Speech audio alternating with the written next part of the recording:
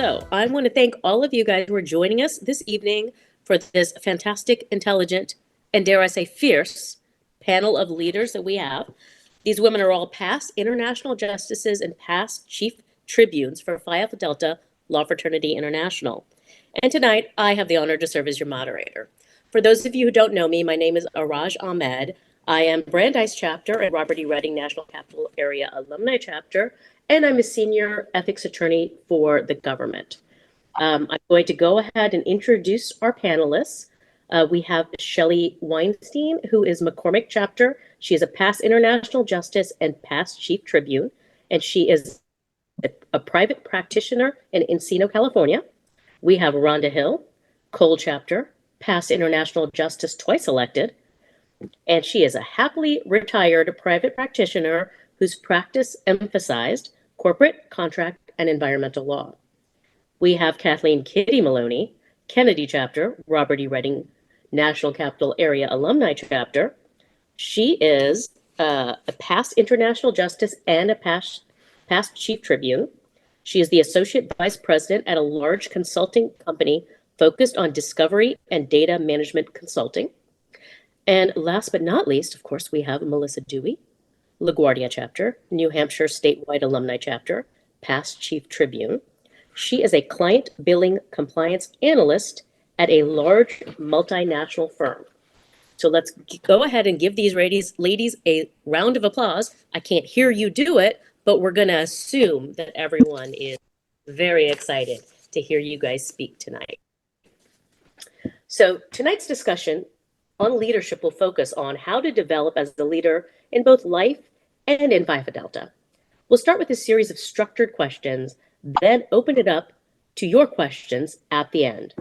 There is a Q&A function along the bottom of your screen, and that's where you'll be able to type in your questions and we'll ask them at the end. During the presentation, the audience will be muted because we all know what happens when you have a hot mic. So before we jump into the real substance, let's start with something a little bit lighter. Panelists, if you could have a superpower, what would it be? And let's start with Rhonda. I want the ability to see into the future. Ooh, good one. Okay. Shelley, what about you? She stole my superpower. You can have the same one. I want the ability, or hope that I would have the ability to connect with a majority of people. Good. Okay. And what about Melissa? Mine's sort of a variation on Rhonda's and Shelley's, which is clairvoyance, which is kind of like seeing into the future with a little bit of mind reading woven into it. Because it'd be very helpful to know what people are thinking all the time. And a little scary, probably. Yes, probably, but. And Kitty, what about you? I figured that they would take my top one. So mine, I settled on, I will settle on freezing time, sort of like Sabrina the witch, the teenage witch, where she got stressed out, she could freeze stuff, but still be able to move around. I think that would be my way of maximizing my time. Very good. Very good. I think for me, it would probably be either teleportation or being invulnerable to anything. So, then I could take walks at night as a woman. So, okay, so moving on. As we know, everyone has a different understanding of leadership, what it means to be a leader. So let's go around the room and have each panelist share some of their personal experiences and insights on leadership. Kitty, why don't we start with you this time? I'm going to start with a quote. Leadership is about helping others realize their potential and inspiring them to work with you to achieve a shared vision for the future. That's by Kathy Mazzarelli, CEO of Graybar, and that really does encompass my leadership style of being a coach and inspiring people to do their best.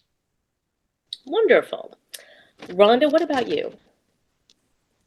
Well, I think that things such as communication, organization, planning, time management, delegation, and teamwork all those buzzwords that you always hear about leadership.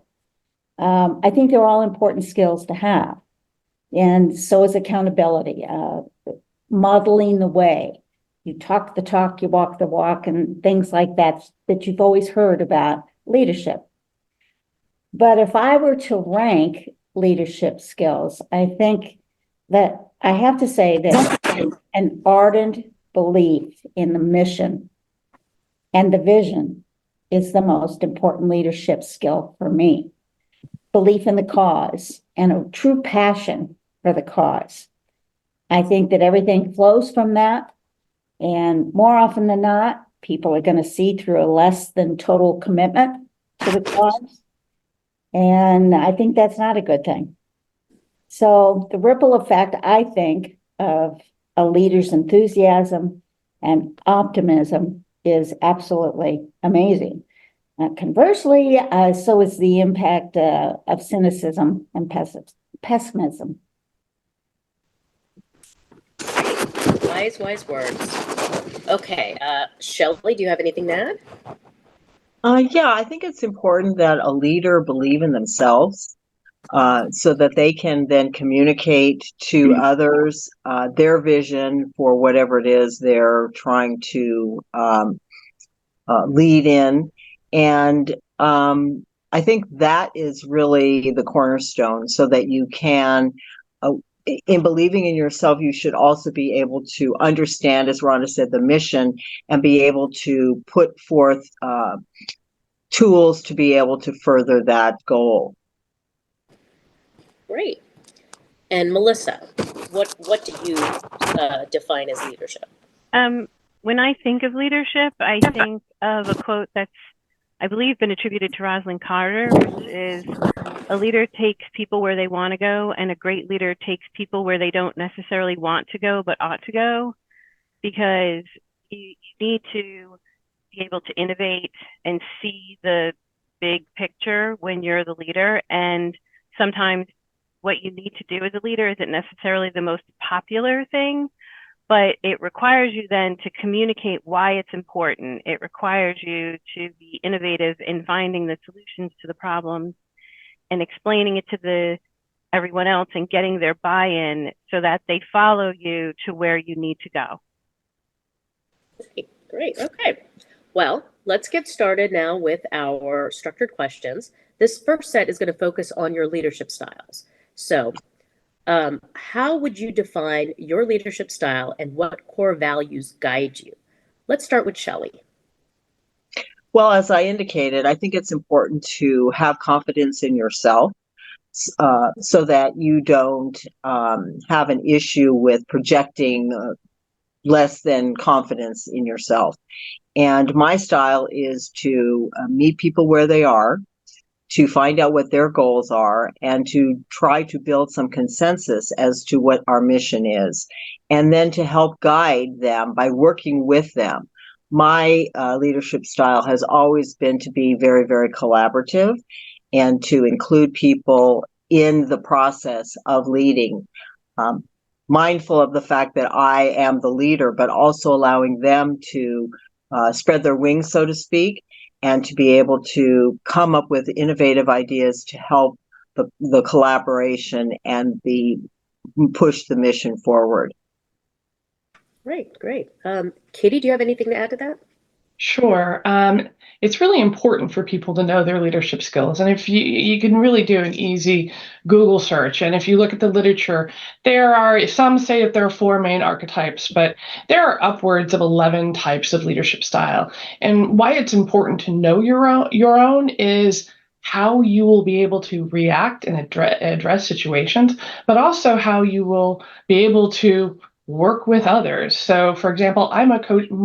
I default to more of a coaching leadership style where I support and cheer on and mentor and explain where we need to go and the steps we need to take. I can tell you that I probably don't work, I probably don't work very well with a laissez-faire leadership style or an autocratic leadership style, especially an autocratic leadership style. I know myself. So I stress when I'm working with people on my teams that, I get to know them, I meet them where they are, but I also learn their leadership style. And one of the things I want to say is leadership is not just the top of the organization. Leaders are found at every level of the organization. They may not have the title, but it's the person that for example, it's the person who identifies a problem, steps up with the solution, and drives that solution to conclusion. My core values that guide me as a leader are integrity, compassion, and humility. Great, great. Okay. Next question. What skills do you believe are the most important for a leader to have? Let's start with Rhonda. Well, I think I kind of went through that in the beginning. I think that it is very, very important for you to be able to communicate. Communicate all sorts of things, not only the mission and the values of any organization, but whatever you happen to be involved in. The communication factor is so important, and millions of books have been written on it.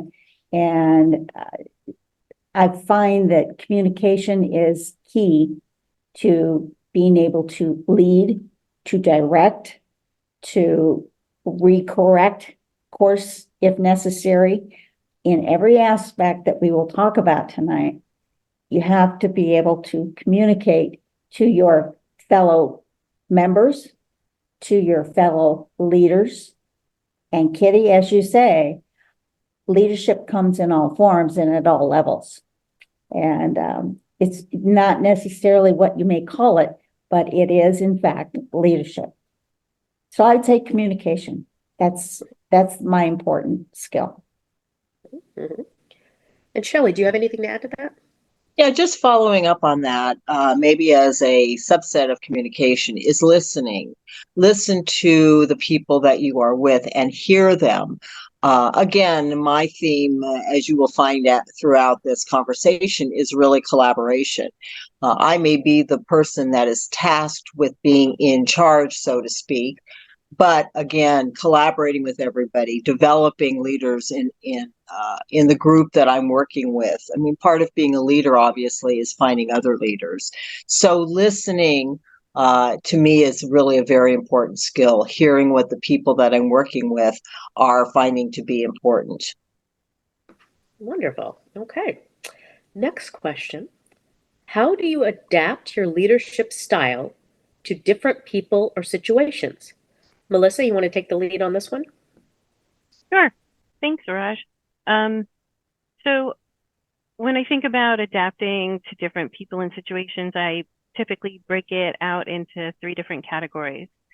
Well, first of all, anyone can lead from any position in any organization or any job. It's just a matter of which direction you're doing it in. So there's managing up, and so you're trying to be a leader in an upward direction with a manager. And so when you're doing that, again, communication is key. You need to listen, as Shelley and Rhonda have both said. If you're managing up, you need to listen to what your manager or who's ever above you is saying, so that you can support them in their goals. And you need to be innovative, and you need to demonstrate the value to what you're saying to get their attention and help them help themselves. To lead whatever your organization's goal is. So you need to be able to do that. Then there's lateral leadership with your colleagues or your peers.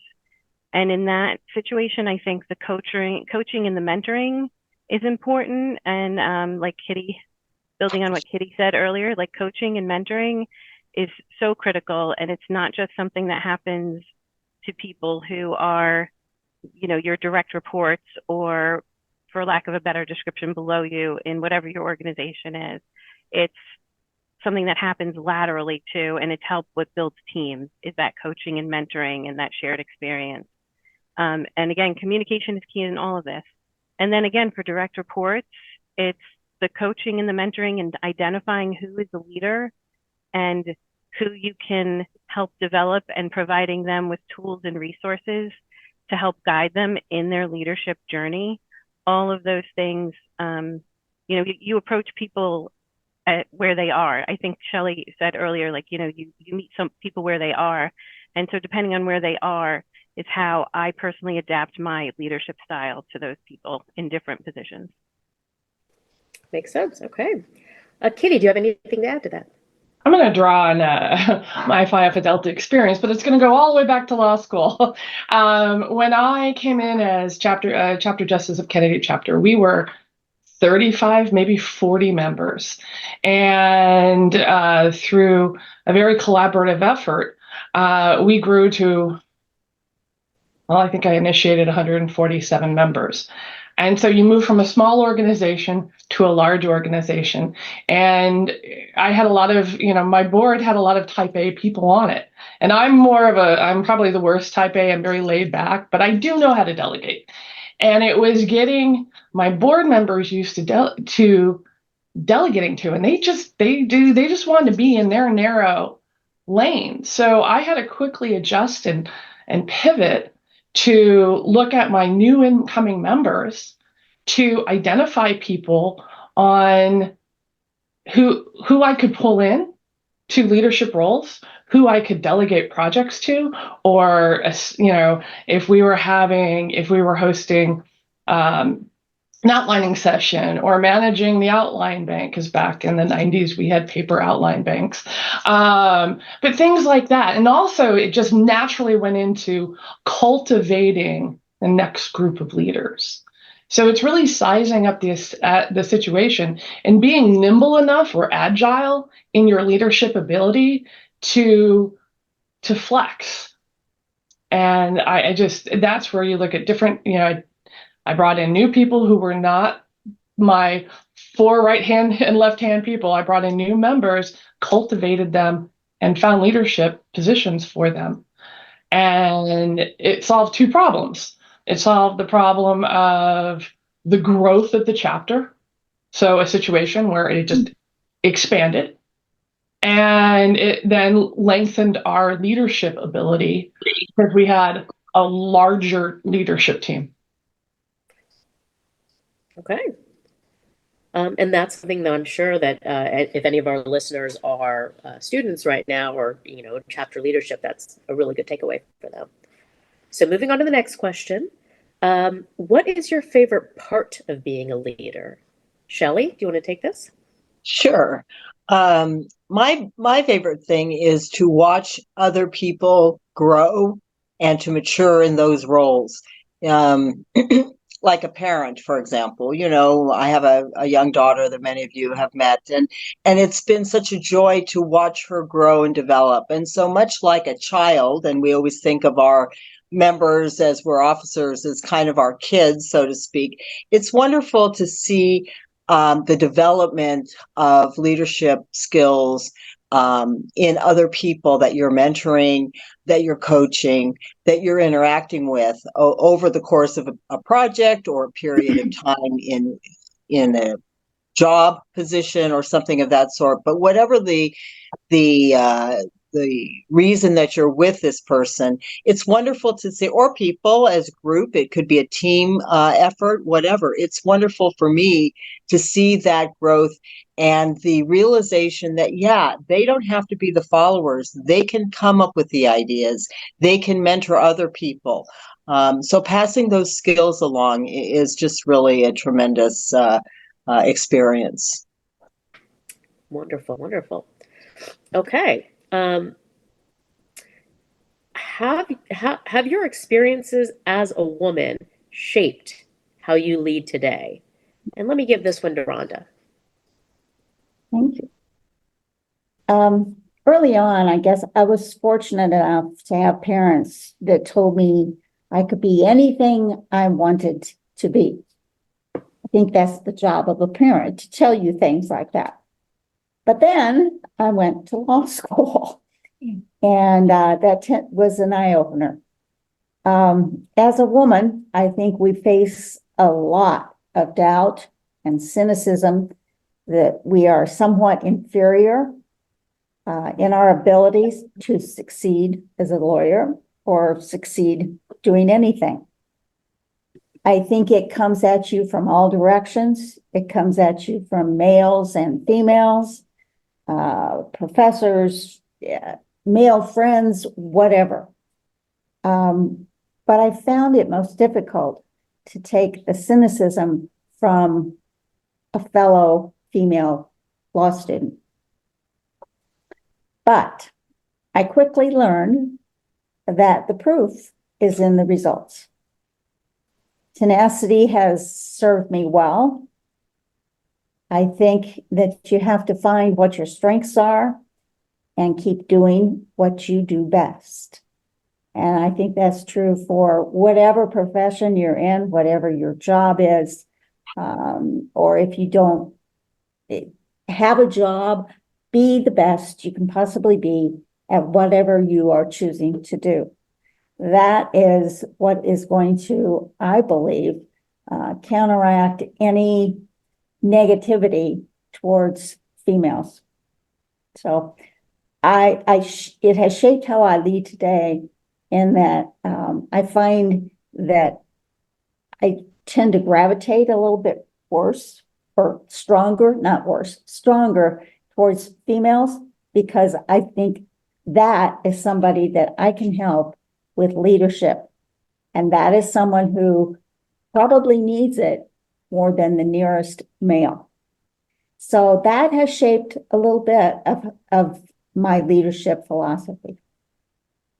Wonderful. And of course, all of you strong women on this panel, I know, have reached out and been mentors and have been advisors to so many young women that have grown up in this fraternity. So I do applaud you for that. And all of you that are listening, if you have not talked to these women, please make sure to do so. They're all very, very approachable. Okay, so we're going to move on a little bit now to talking about leadership development. So what advice would you give to those beginning their leadership path? And let's start with Shelley.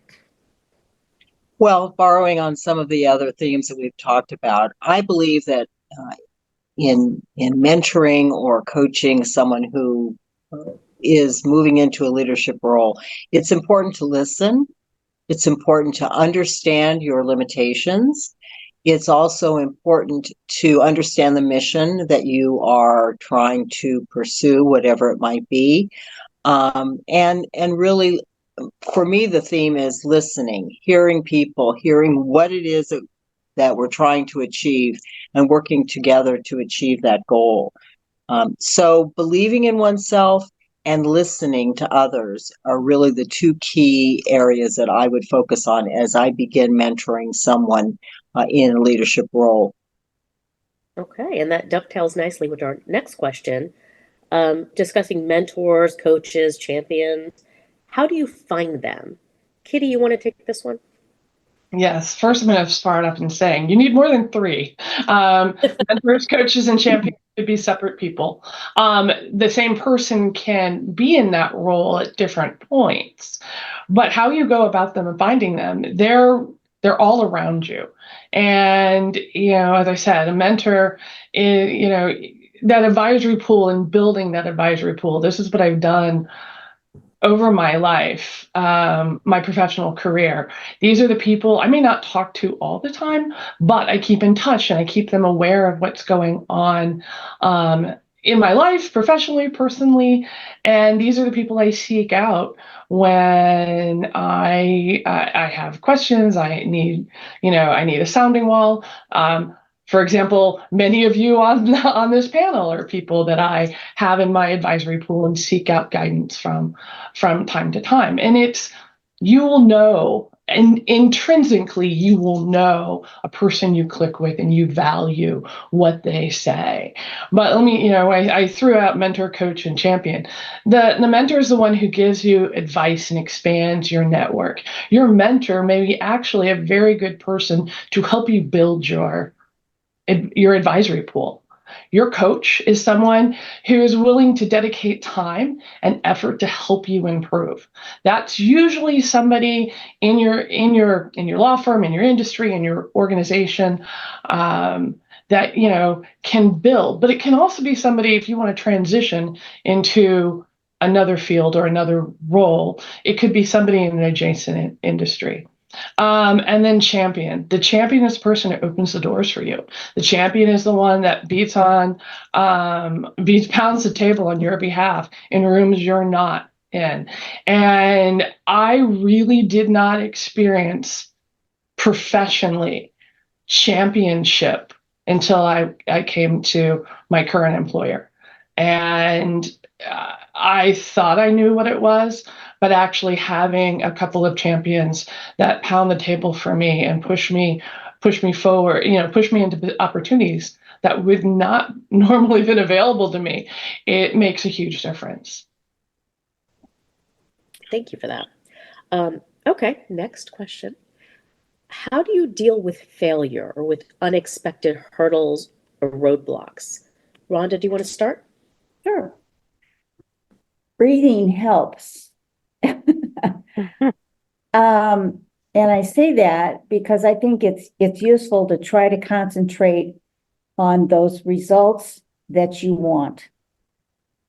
You have to kind of redirect your focus because the path that you were on didn't work out, or a roadblock was thrown up in your face.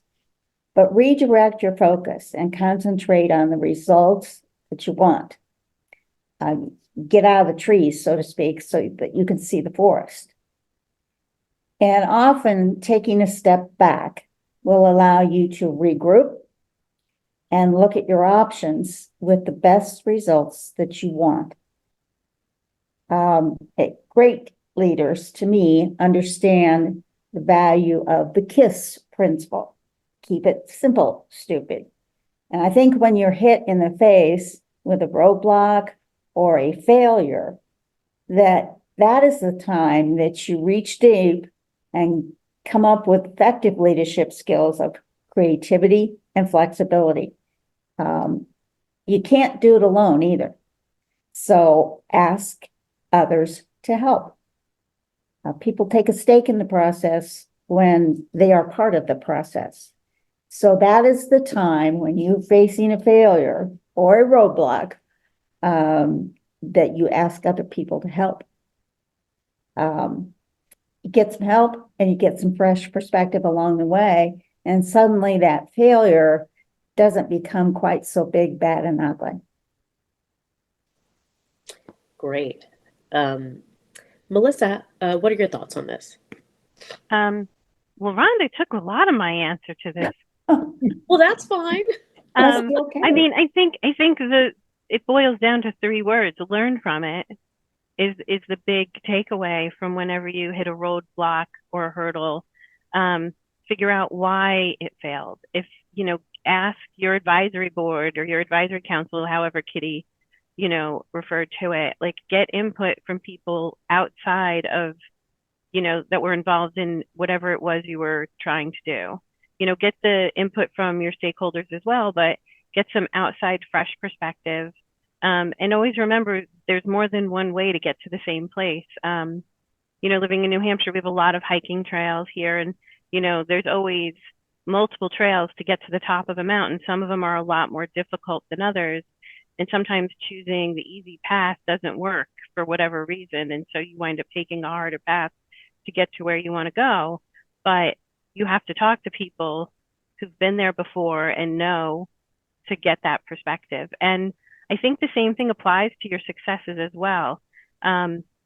Especially if you're a chapter leader, like even if you have a successful program, taking a moment afterwards to go, wow, we could have made this better if we made these couple of tweaks, and, recording that for your next set of chapter officers, if they're going to repeat the program, it works just as well with a success as it does with a hurdle or a roadblock. And I'm purposely trying to not use the word failure because I don't think that there is such a thing. There's just, a hurdle or a roadblock that you have to get around to find your way to success. Great. And that leads us right into our next question. How do you measure success? Kitty, you want to start? Sure. Long ago, I'd read an article, How Will You Measure Your Life by Clayton Christensen. He's a Harvard business professor. And in it, he stressed the importance of choosing the right yardstick to measure one's successes. You need to define what success looks like for you. Have a clear picture in your mind and remind yourself regularly. You also have to realize that your vision of success will evolve over time. And doing this regularly, if not daily, sort of like almost, if you're familiar with a gratitude practice, tagging in a little bit of a success practice as a regular habit keeps you focused on what is successful for you. The other thing it does is it works on to help tamp down imposter syndrome. I think imposter syndrome happens a lot when you don't, and it's happened to me. I did not have a clear picture of what was successful to me. I had a picture of what was successful in general, maybe for a female in 10 years into her career, but I wasn't exactly where that yardstick was. And the other most important thing, and I just kind of alluded to that, is don't use someone else's yardstick, as comparison is a joy thief. Great. Rhonda, do you have anything to add to that? Well, I think the obvious answer is that you measure success by an honest assessment of the results that you've achieved. That shows that you met not only your personal goals, but the goals that had been set for the organization. But to me, and it's kind of a strange answer, perhaps the ultimate measure of success is when you know someone has started out as a pessimist who didn't believe in the mission and maybe was even downright a non-believer, an interrupter, an obstructionist, whatever. But I think that a measure of success is when that person ended up later in the process as a friend and a champion. And that person told you so. That is a great answer. Okay. Next question. What do you do to keep evolving as a leader? Melissa, you want to start? Sure. I think there's two things that I personally do and that have helped me evolve as a leader over time. One is having a trusted confidant who will be brutally honest with you. And I mean brutally, unabashedly call you out on all of your BS. So it helps keep you humble, which I'm sure one of our other panelists referenced earlier this evening about being humble and humility. But that's one way to help keep yourself humble and have humility. And the other thing is never stop learning. Everyone, a lot of times people will achieve the degree or get to whatever they think this benchmark is that they have, this goal in their mind, and they stop learning. And once you stop learning, you stop evolving. And so I try to continue to read books about leadership styles and different kinds of leadership and from all different time periods. And you need to be open to changing how you lead, not just as I referenced earlier about who you're leading, but as time progresses, just people in general change. Each generation that comes up behind us brings their own new perspective on life and how they balance different priorities in life and what their goals are. And so you need to be agile in shifting how you lead to motivate and lead each new generation. Great. Okay. Kitty, you have anything to add? Sure, I do. I actually spend a lot of time watching other leaders. The leaders around me, how they lead, how they deal with situations. And I pick and choose the lessons from that. I also watch what they don't do well and how the team reacts and so forth, and file that away for my situation happens with me. Like Melissa, I read lots of articles and books on leadership, and it's a favorite topic of mine because it's so fascinating. It's ever evolving. As I said, 10, 15 years ago in the literature, there were only 4 archetypes for leadership style, and now it's grown to upwards of 11. Authors I really like are Simon Sinek, Daniel Pink, and Marie Forleo. They're really writing some really good books and have a lot of inspirational stuff to say. Okay, so we are now going to just get into some general questions to really wrap up the prepared part of this. And then after we're done with these next few questions, then we'll open it up. Here's a good one. How do you deal with burnout or stress as a leader? Shelley, you want to start? Of course. I think it's important, again, to understand your limitations as a leader.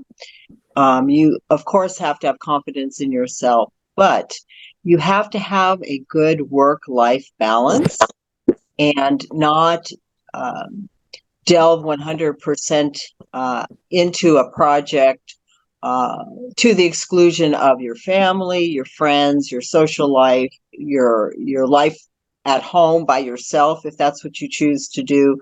So I think it's really, really important to understand what is a good balance for you personally. What works for me doesn't work for other people, and vice versa. Again, talk to other people, see what they do, oftentimes to promote this positive work-life balance. But it's really important not to consume yourself into one thing to the exclusion of others. Great. Rhonda, what about you? You have to have boundaries. Yeah, it's like Shelley said, sometimes the cause can become consuming and develop a life of its own. Whether it's physical, mental, or emotional, you have to set your boundary. So do something that is just for you. Figure out what makes you happy and come to the conclusion that that is not being selfish. That is self-preservation. Exactly. But you have to develop and exercise the self-discipline to know when to stop with self-preservation. It's kind of like taking a nap. You have to know when you've napped long enough. Sometimes you lay down and you slept for an hour and a half and you wake up and you're groggy and it's awful. But other times you've had a nap for 20 minutes and you get up and you feel invigorated and you're ready to go. So you have to know when you nap long enough. Don't lose your focus and come back to it when you have a clear mind. And there again, ask for help if you are just super stressed. Okay.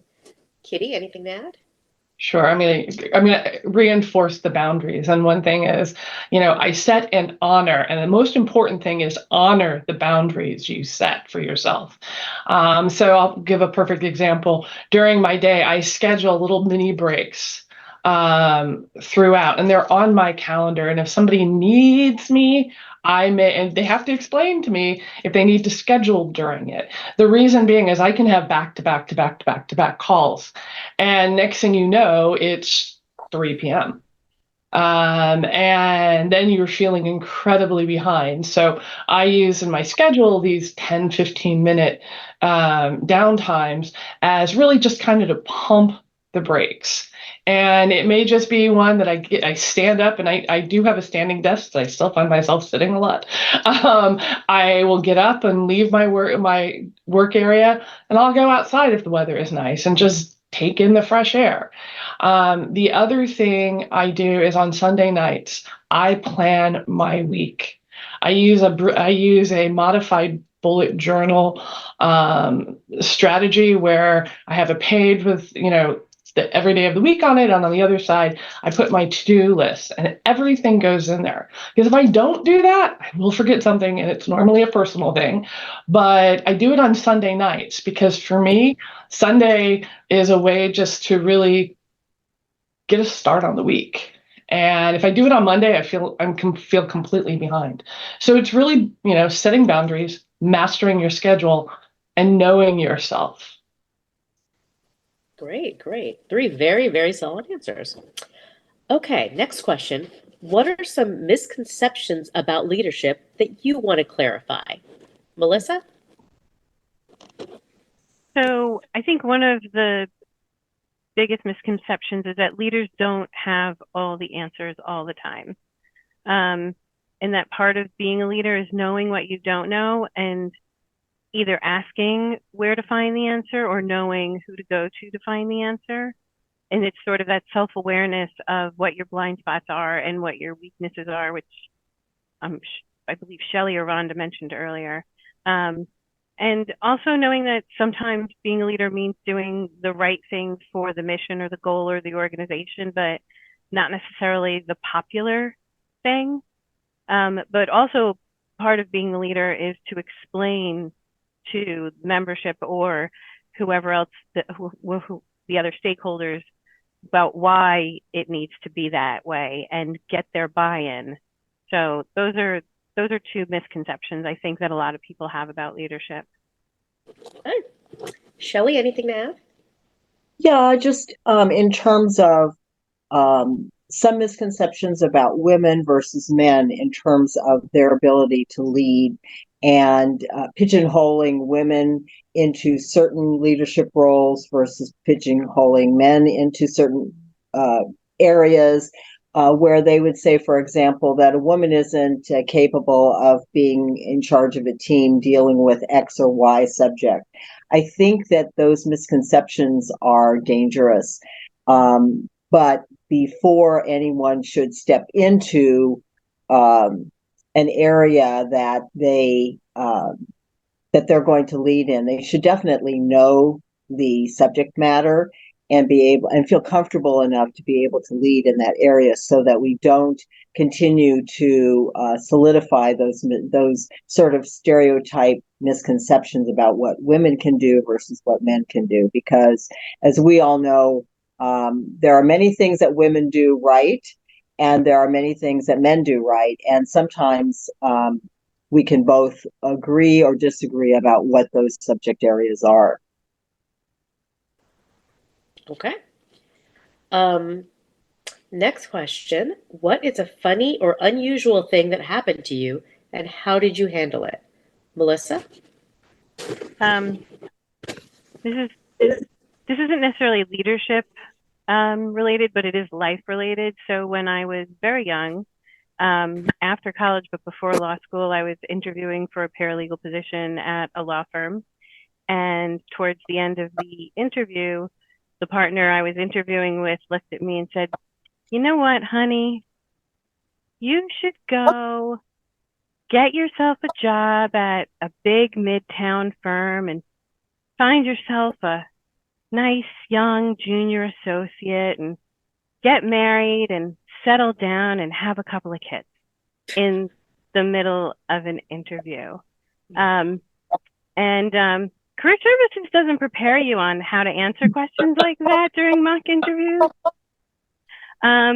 But what this partner didn't know is I was having drinks with a very good friend of mine from college, and her aunt happened to be president of ATLA that year. She was a partner at a mid-sized law firm in Manhattan. And so while we're having drinks, she goes, I was obviously upset, like nobody prepares us for these things. And she's like, "Wait a minute, who was this with?" And I don't even remember the guy's name anymore, but so I tell her the guy's name and she goes, "I know that son of a bitch." And she goes, "I'm going to take care of this."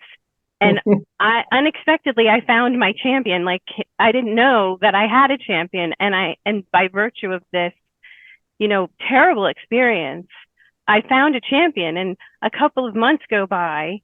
And I should say, initially, I was very like, "No, don't, he'll know, like it was me, and then I'll get blackballed." And she's like, "He says this to every woman that he interviews with. He's not going to know who it is." And so they were at an ATLA event, and she walked up to him and she goes, "I heard the funniest story from a young lady who interviewed with you, and proceeded to tell the group of people that he was talking to what happened during the interview. So you never know what a bad experience is going to bring you, and even a very upsetting one like that, especially as a woman. And when we share these things with other women, we find support and mentorship and champions that will come to us instead of being ashamed by it. So if something happens to you, like, don't be ashamed of it. Like, share it, get the support you need, and you hopefully, like me, you'll unexpectedly find a champion that, you know, helped you out and then helped mentor me along the way for the next few years. With raising women up. Yeah, it's very Yeah. important. Okay, so we are reaching our final prepared question. So I'm going to ask this question, but also audience members, if you have questions for any of the panelists, please use that Q&A function. And if you want to gear your question to any particular person, you may do so. Okay, so our final question, and I'm going to have all of you answer this. One piece of actionable advice that could help someone on their leadership journey. Rhonda, you want to start? Sure. Great leadership demands constant evaluation and assessment. And leadership is not magic. It's a set of skills that are observable and learnable. Observe and learn. All of you probably have some of those skills right now. And depending on where you are in your career or in your law school education, you may not have looked at it like this in this context, but you do have leadership skills.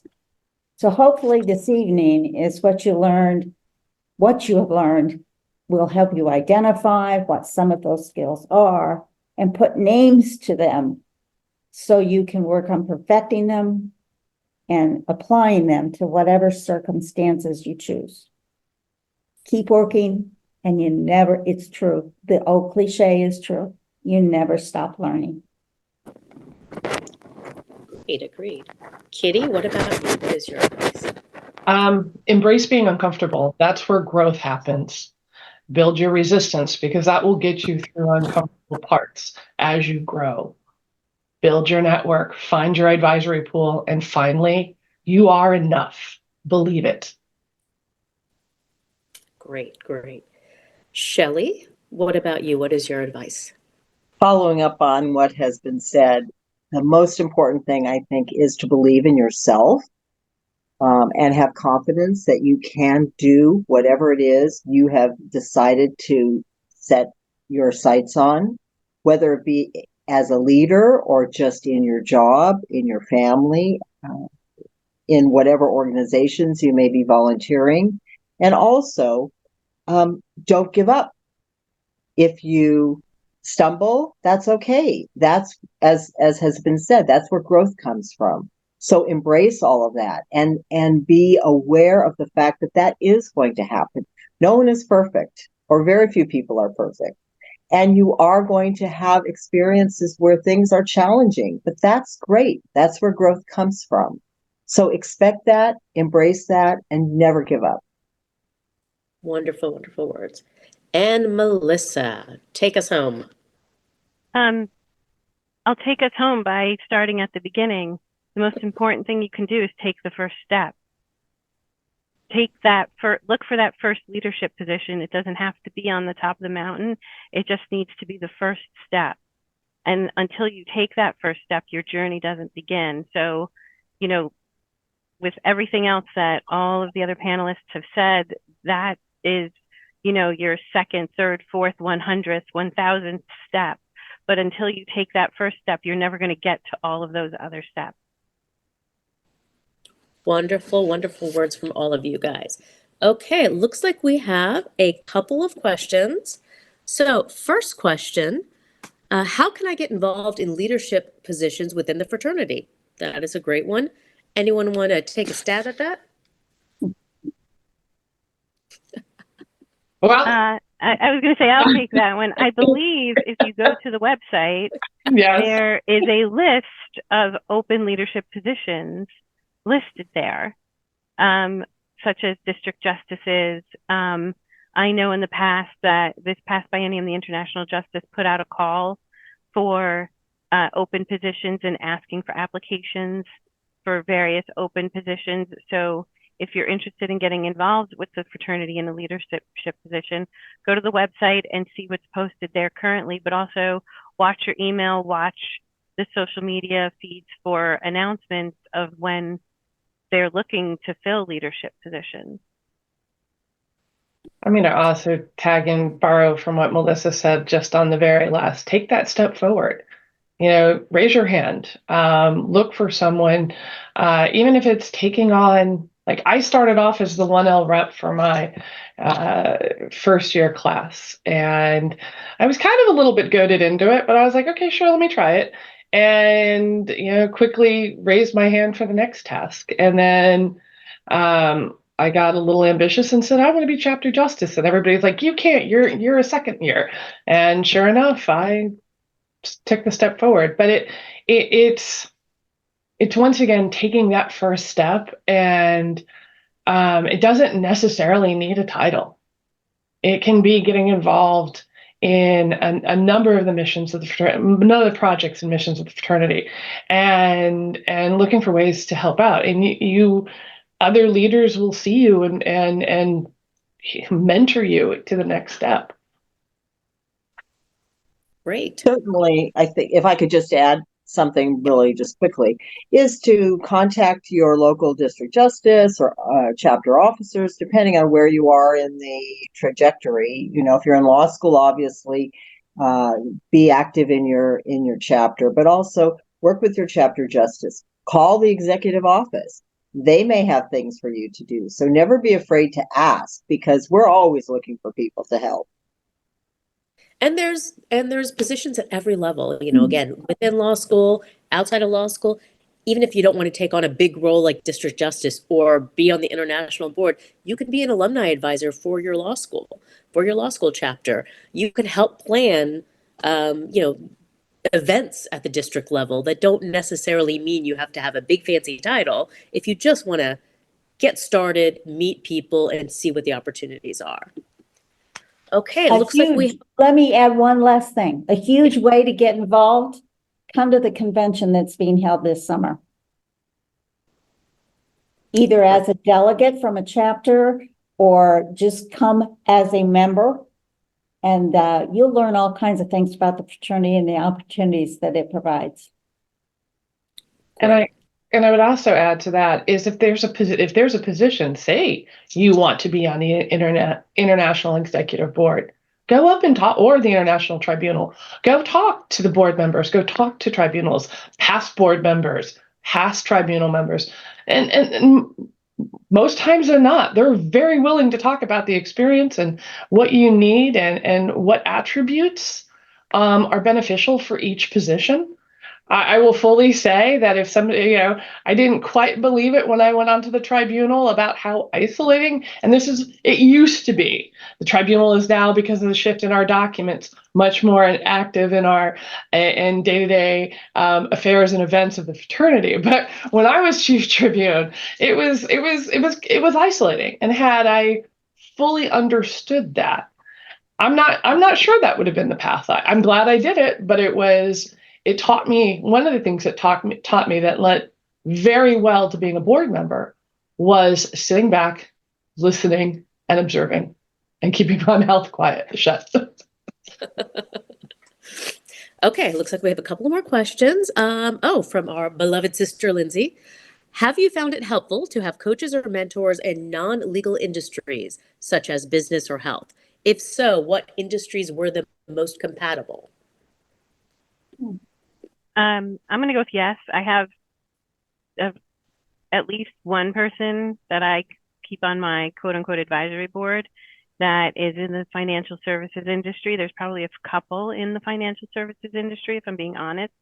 But one of them works for FASB, which, if you're into accounting, knows that those are the people who bring you the GAAP accounting principles. So being in compliance and doing what I do, sometimes it's very helpful to have someone like that to go, am I crazy?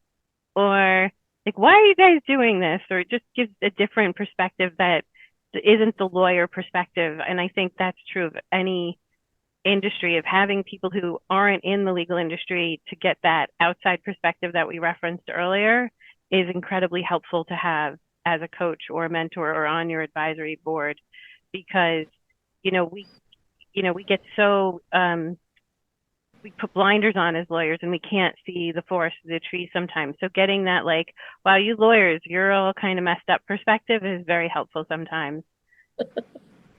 Yeah, I would Yeah. agree.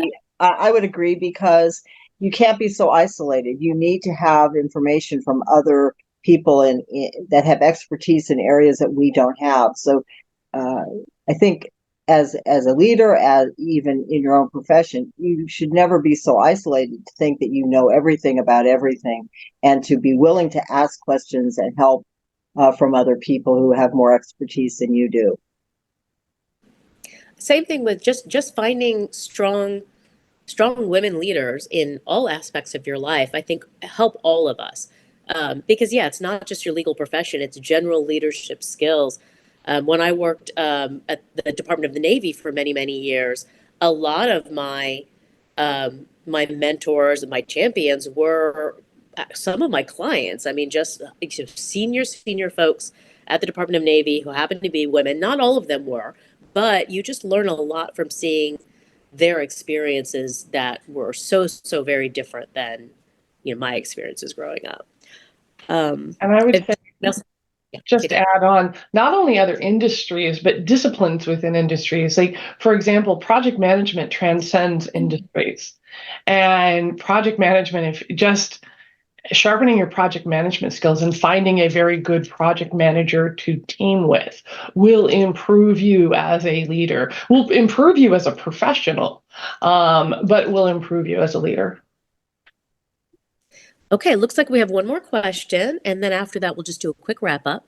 So, do you have any advice for anyone still in undergrad? Keep going.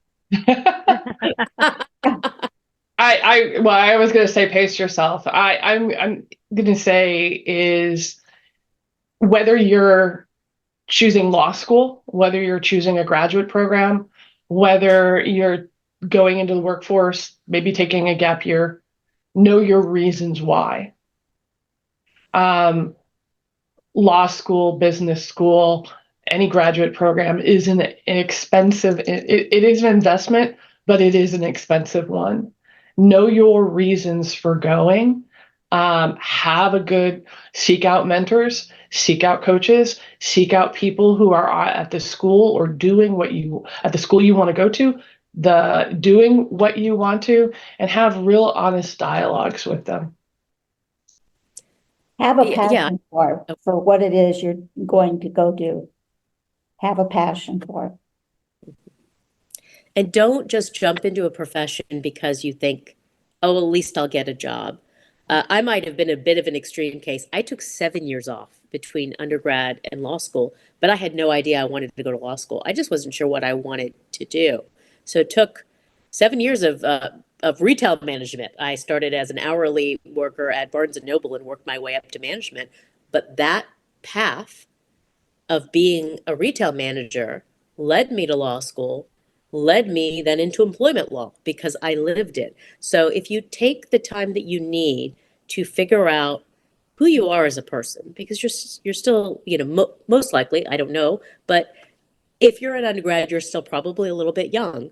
You still have your whole life ahead of you. You have experiences to learn. Take those experiences and utilize them to figure out, okay, what's the best thing that I can do to give back to the community, to give back to the world? Where can I make a difference? And just like Rhonda said, what am I passionate about?